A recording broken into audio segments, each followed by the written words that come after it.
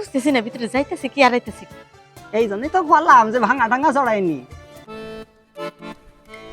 দেখ শীতের সময় যদি আমার অন্য কেউ ডাকতো আমি জীবনে হইতাম না, খালি একমাত্র তুই ডাকছস আর তোর মুখের দিকে তাকাই আমি কথা কোনোভাবে ফেলবারই পারি নাই, সে কারণে আইছি। কাজ কাম তো করতেই নিয়ে আইছি।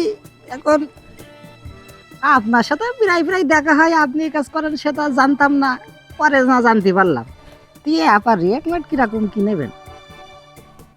রেট তো মনে করো যে হ্যাঁ আগেরটাই, কিন্তু তো তুই তো আর আগে পরে আহস নাই নতুন, সেক্ষেত্রে যদি খারার উপরে মারস তাহলে 500, আর যদি মনে করো যে বসায় মারস তাহলে 1000, আর যদি খারার মধ্যে স্টাইল করস তাহলে 1500, আর মুখি নিলে 2000। না, মুখি টুকি নেওয়ার দরকার নেই, দেখা যাচ্ছে কোনটা কি হয়ে যাবে নি।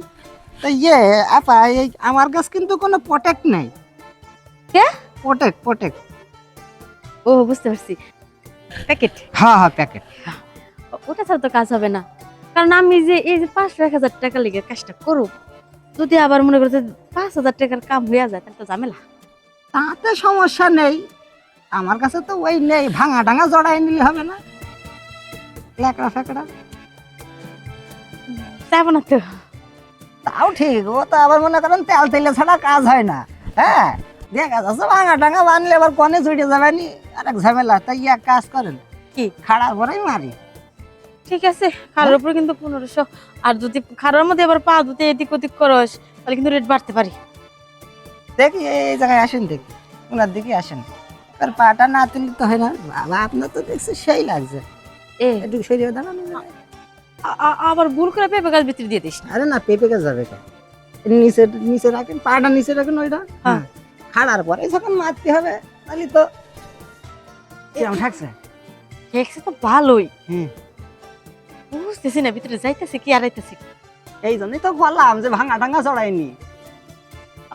আচ্ছা এবার মতো ছাড় দে, দরকার হলে 20 টাকা কম দিস। আরে ভাই স্যার, তোর টাকা দেওয়ার দরকার নেই, তুই চলে যা। খে খে 1500 টাকার তো 20 টাকা আসলেন, আবার 20 টাকার তো আবার বলছেন টাকার দরকার নেই। খে না, যে কাম করছস টিয়া নেবার গেলে পরে আমার অস্তিত্ব খুঁজে পাবো না। সত্যি করে একটা কথা কন তো, আজ পর্যন্ত যতগুলো জিনিস নেছেন আমার মতন জিনিস পাইছেন? কোনোদিনও না, কারণ তোরটা তো মনে হইতে যে মাটি নিচ থেকে যেমন গাছ গজায় এরকম গজায় উঠছে, তাও একটু মিটু না, অনেক বড় তো। ও সবাই তাই কয়। আমার মনে হয় যে কোনো জন্মে মনে হয় বুড়া আসছিল। ঘোড়া ছিলাম মানে কি, আমার দাদা ঘোড়া বুঝতো ছোটা করে, সেই আন্দাজ করে আমি দেখতাম তো প্রায় প্রায় মানুষ নিয়ে আসতো ঘোড়া। আমাদের আবার এই মনে করো পুষ্যে ঘোড়া ছিল, পুষ্যে বলছো। হ্যাঁ, হ্যাঁ, যাক ওই দিকে দিকে আমারও এরকম হয়ে গেছে। তাই ইয়ে তো কপাল ভালো, হাতির হয় নাই। এই শোনেন না পা, শোনেন, বলে যাচ্ছেন কে? শালা জীবনে জীবনে আমারে কষা একবার যে খেয়েছে, কি কব।